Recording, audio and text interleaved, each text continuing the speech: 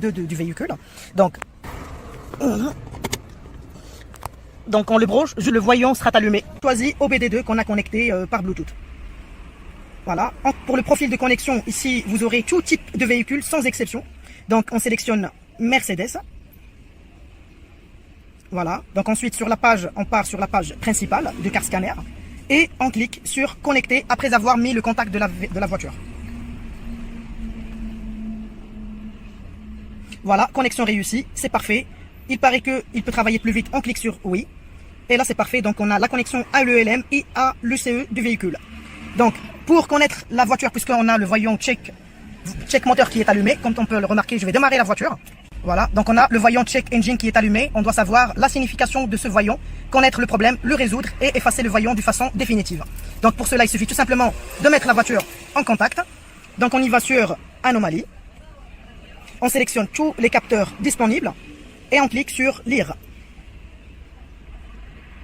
Donc automatiquement, vous aurez en fait les codes d'erreur que vous avez. Donc pour connaître la signification de ces codes, il suffit tout simplement de cliquer sur le code et vous serez orienté directement sur le site pour connaître la signification et le mode de résolution. Donc on clique sur le code P0102, on sera orienté directement donc, sur cette page Google, on clique sur ce lien et on peut savoir que le problème vient du débitmètre. Donc on va y revenir pour connaître la signification du deuxième problème. Donc on clique sur le P0112, on y va directement sur le premier lien. Et on peut comprendre qu'ici, on a un problème au niveau de la sonde de température d'air.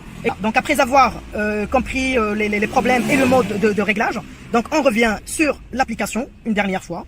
Et ici, on clique sur effacer pour éteindre le voyant check engine. Donc quand on clique sur effacer, et on clique sur OK. Et voilà, le tour est joué, la libération du TTC est terminée. Quand on clique sur OK, donc pour tester donc si le problème était bien effacé, on va tout simplement allumer la voiture. Et hop, voilà, notre voyant check engine est effacé.